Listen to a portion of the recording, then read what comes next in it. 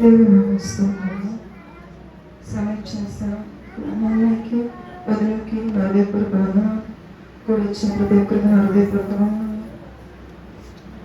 మరి ప్రతి సంవత్సరం అంతా మరి ఈ సంవత్సరం మరి ఇది ఈ మాట చెప్పుటకు మరో శిలువలో పలికిన 7 మాటలలో ఒక మాటగా దేవుడు నాకు ఇచ్చిన ఇటు కృపను బట్టి దయను బట్టి ప్రతి సంవత్సరం చెప్పుటకు ఆయన ఇచ్చిన క్షేమాభివృద్ధిని బట్టి దేవునికి ఏమి ఇచ్చారో తీర్చుకోను. మరి ఇచ్చిన గొప్ప భాగ్యం బట్టి ధన్యతను బట్టి ఆయుష్ని బట్టి కూడా ఆయనకి కృతజ్ఞతాస్తుతులు చెల్లిస్తున్నాను. మరి శిలువలో పలికిన 7 మాటలు మొదటి మాటగా మరి చెప్పాలని ఆశ. మరి ఆశని దేవుడు తీర్చినందుకు దేవునికి స్తుతులు చెల్లిస్తున్నాను. మరి లోక సువర్తమానం 23:34.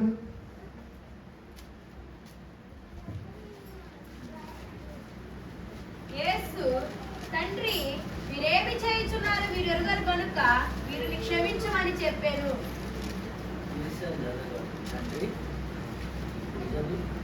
తండ్రి వీరేమి చేయుచున్నారు తండ్రి వీరేమి చేయుచున్నారో వీరెరుగరు కనుక వీరిని క్షమించమని చెప్పాను. మరి క్షమించే గుణం మరి ఆయనది. క్షమాపణ మరి క్షమాపణ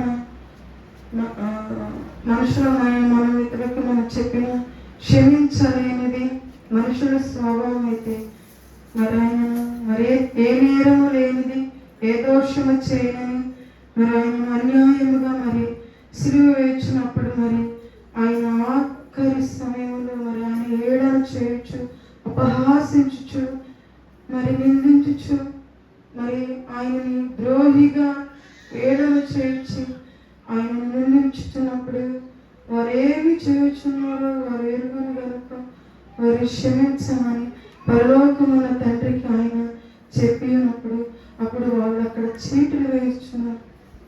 ఆయన వస్త్రంలో కూడా వారు అది ఇలువైనది వారికి తెలిసినప్పుడు కూడా వాళ్ళు అక్కడ ఇలువైన అంగిని వాళ్ళు అక్కడ చీటులు వేస్తూ ఉన్నారు. వాళ్ళు అక్కడ ఆయన ఏడని చేశాను ఆయన వస్త్రం అక్కడ అది విరకలిగేదిగా వాళ్ళే అక్కడ రూఢీపరిచి ఉన్నారు.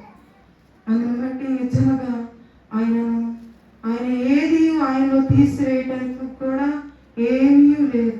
ఎందుకంటే ఆయన తండ్రి పరలోకం నుంచి వచ్చి ఉన్నాడు మనందరం రక్షించటకు. ఈ లోకంలో మనం ఏ రీతిగా నడుచుకోవాలి, ఏ రీతిగా ఉండాలి, శ్వాస విషయంలో ప్రతి విషయంలోనూ మనకు మార్గం చూపుటకు అన్ని విషయంలో వారి నుంచి ఆయన చనిపోయేంత వరకు మన కొరకు ప్రాణము పెట్టేంత వరకు కూడా ప్రతిదీ మార్గం చూపించి ఉన్నాడు. మరి లోక శుభవర్తమానము 6:30.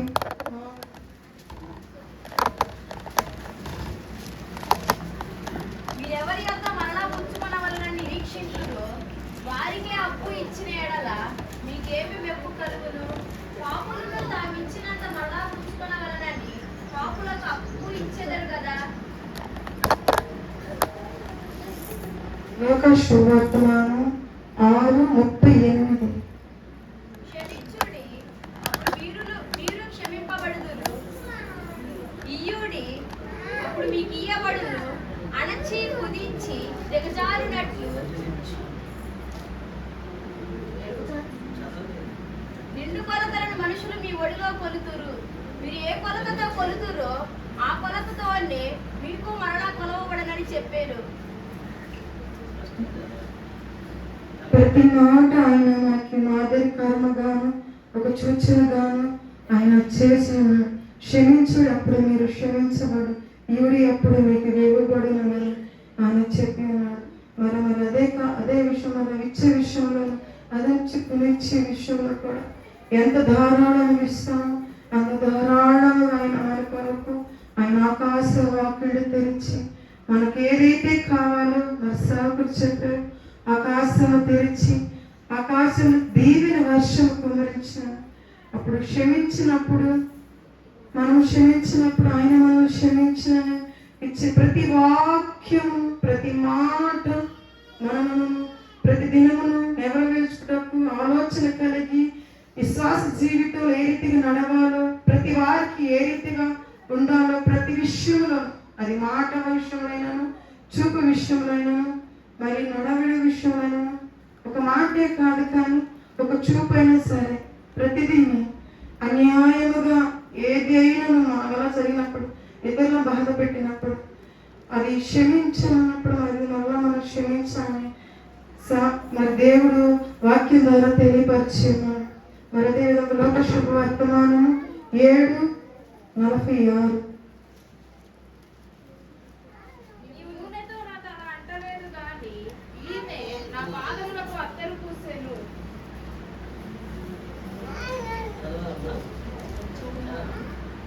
ఆమె విస్తారముగా ప్రేమించను గనుక ఆమె యొక్క విస్తార పాపములు క్షమించబడినని నీతో చెప్పుచున్నాను. ఎవనికి కొంచెముగా క్షమింపబడునో వాడు కొంచెముగా ప్రేమించునని చెప్పి, నీ పాపములు క్షమింపబడి ఉన్నవి అని ఆమెతో నేను. అప్పుడు ఆయనతో కూడా భోజన పంక్తిని కూర్చుండిన వారు పాపములు క్షమించుచున్న ఇతడెవడని తమలో తాము అనుకొనసాగిరి. అందుకు ఆయన, నీ విశ్వాసం నిన్ను రక్షించను, సమాధానము గల దానమై వెళ్ళుమని ఆ స్త్రీతో చెప్పాను. పాపాత్మురాలైన ఒక స్త్రీ, ఆమె పాపములో ఉన్నప్పుడు పరిసయ్యుడైన సీమోను ఒక ఆయన ఇంటికి వెళ్ళాను. ఆయన భోజనముకు పిలిచి ఉన్నాను. కానీ ఆయన పిలిచి ఉన్నాను, కానీ ఆయనకి పాదములకు కాళ్ళు కడుక్కోవడానికి నీళ్ళు ఇవ్వలేదు, మరి కాళ్ళు తుడుచుకోటకు టవలైనా ఇవ్వలేదు, తల అంటుకోటకు నూనె అయినా ఇవ్వలేదు. కానీ ఆయన చేసే అద్భుత కార్యము ప్రతిదీ ఒక స్త్రీ, పాపాత్మురాలైన ఒక స్త్రీ ఆయనను చూచుచూ ఉన్నది. ఆయన చూచుచున్నప్పుడు, ఆమె విస్తారముగా పాపం చేసినప్పుడు, మరి ఆయనను క్షమించినప్పుడు, ఒక స్త్రీని రాళ్ళతో కొట్టబడుతున్నప్పుడు మరి ఆమె చూచి ఉన్నది. మరి చూచి ఉన్నప్పుడు ఆమె అక్కడ ఆ స్త్రీని, అమ్మని ఇక్కడ ఎవరు ఏమి చేయలేరు, ఇంకా పాపము చేయకుండా వెళ్ళినప్పుడు ఆమెతో మాట్లాడుతున్నది ప్రతిదీ చూచి ఉన్నది. పరిసయ్యుడైన ఒక సీమోను ఇంటికి వెళ్ళినప్పుడు ఆమె అత్తరు జటామాసని విలువ కలిగినని అత్తరుని తీసుకొని మరి ఆయన ఎద్దకి వెళ్ళినది. మరి ఆయన ఎద్దకి వెళ్ళి మరి కన్నీళ్లతో తన కాళ్ళను కడిగి, తన తల ఎంటుకలతో ఆయన పాదములను తుడిచి, ఆయన తన పెదవులతో ఆయన ముద్దు పెట్టుకున్నప్పుడు మరి అక్కడ ఉన్న వాళ్ళందరూ ఆమె ఆశ్రయించుకొని, ఈమె ఎవరో ఈయనకి తెలిసిన ఏమి పాపాత్మురాలు కదా అని వాళ్ళని అనుకుంటున్నప్పుడు, అది ఆయన హృదయాంతరంలో ఎరిగిన దేవుడు కదా. హృదయంలో ఏమున్నదో మనుషులు అయితే గుర్తించలేము, కానీ ఆయన గుర్తించగలిగిన దేవుడు. ఆయన హృదయంలో ఉన్న సీమోనుతో మాట్లాడి ఉన్నాడు. ఆయన వచ్చినప్పుడు ఆయన ఏమి చేయలేదు, ఆయనకి చూపించినప్పుడు ఆయన మౌని అయిపోయి ఉన్నాడు. కానీ ఆయన వచ్చిన కాడ నుంచి ఆయనను ముద్దు పెట్టుకునటం మానలేదు. ఆమె తన ఎంటుకలతో, తన కన్నీటితో కాళ్ళు కడుగుచు, తల వెంట్రుకలతో తన కాళ్ళను తుడుస్తున్నప్పుడు ప్రతిదీ ఆయన చూచి ఉన్నాడు. తన పశ్చాత్తాపమును ఆయన గుర్తించి ఉన్నాడు. తన విస్తారమైన పాపములన్నీ క్షమించి తనను మరలా తనను జ్ఞాపకం చేసుకుని అబ్రహాము సంతానములో ఆమెను కూడా చేర్చి ఈ పరిశుద్ధ గ్రంథములో ఆమె పేరు రాయుటకు ఆయన కృప చూపించాడు. అందుని బట్టి దేవుని స్తోత్రించు.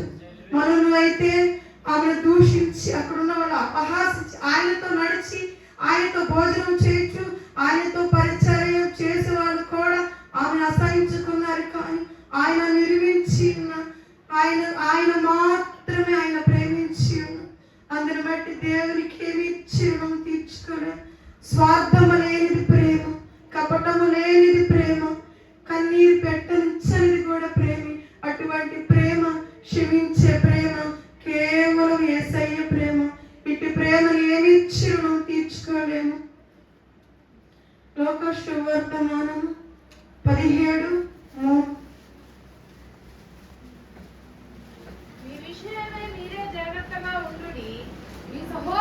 తప్పిదము చేసిన ఎడల అతని గద్దించుము.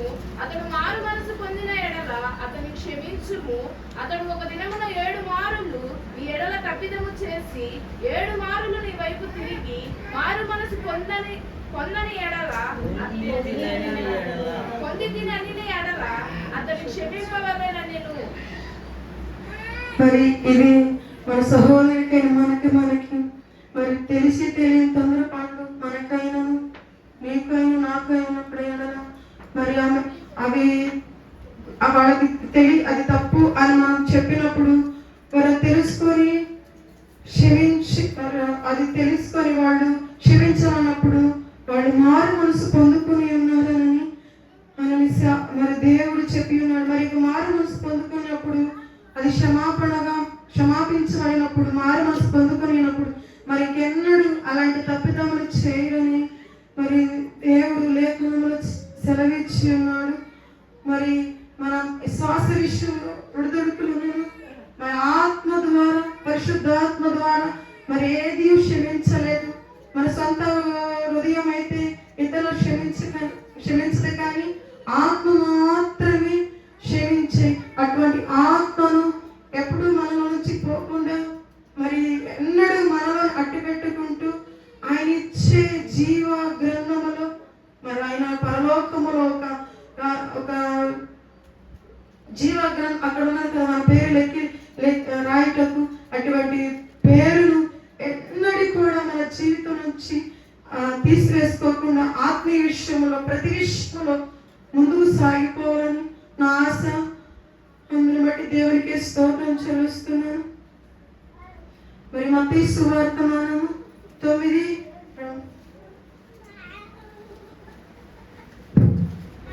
ఇదిగో జనులు పక్షవాయువుతో మంచము పట్టి ఆయన యొద్దకు తీసుకుని వచ్చిరి. యేసు వారి విశ్వాసము చూసి, కుమారుడా, ధైర్యముగా ఉండుము, నీ పాపములు క్షమింపబడి ఉన్నవని పక్షవాయువు గల వాడితో చెప్పెను. పాపములు క్షమించుటకు వీరెవరనని అక్కడ ఉన్న శాస్త్రులు, పరిసేవకులు, మరి అనేక మత బోధకులు అక్కడ ఉన్న ఆయనను నిందిస్తూ ఆయనను ఏడలు చేయటూ అసలు వీరెవరు, ఇక్కడికి ఎక్కడి నుంచి వచ్చిన మనుషుల పాపమును క్షమించుటకు ఈయనకి ఏమై అధికారములని ఆయన అపహాసించినను నిందించినను. కానీ ఆయన మాత్రమే క్షమించగలిగిన దేవుడు, ఆయన మాత్రమే పరిశుద్ధపరచగలిగిన దేవుడు.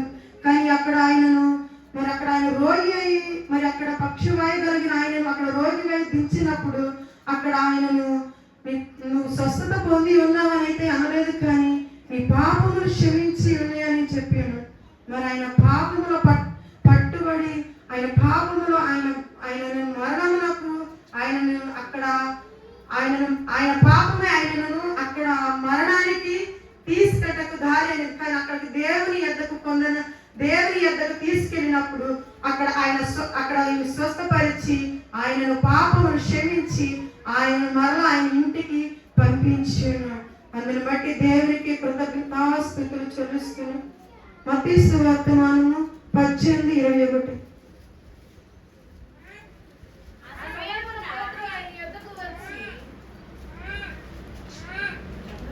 ప్రభువా, నా సహోదరుడు నా ఎడల తప్పిదము చేసిన ఎడల నేను ఎన్ని మారులు అతని క్షమింపవలెను? 7 మారుల మట్టుక అని అడిగాను. అందుకు యేసు అతనితో ఇట్లా, నేను 7 మారుల మట్టుకే కాదు 70 ఏళ్ల మారుల మట్టుకని నీతో చెప్పుచున్నాను. మరి నిజంగా దేవుని కృప మరి ఆయన అక్కడ ఉన్న శిష్యులో ఆయన మరి దేవుని ప్రతిదీ అడుగుచునే ఉన్నాను. మరి ఎన్ని మార్లు క్షమించాలయ్యా, మరొకసారి క్షమించాలా మరి అన్నప్పుడు కొన్ని మాటలే కాదు అనేక మార్లు 360 రోజులు క్షమించమని చెప్తున్నాడు. కేవలం క్షమించే ప్రేమ, గుణము, త్యాగము ఆయన తప్ప మరేది లేదు. ఈ రోజుల్లో అయితే భార్య భర్తలకి ప్రేమ లేనిది, క్షమించలేనిది, ఒక బిడ్డకి తల్లికి ప్రేమ లేనిది, వీరిని క్షమించలేనిది, ఎవరిలోనూ ప్రేమ లేదు, స్వార్థమైన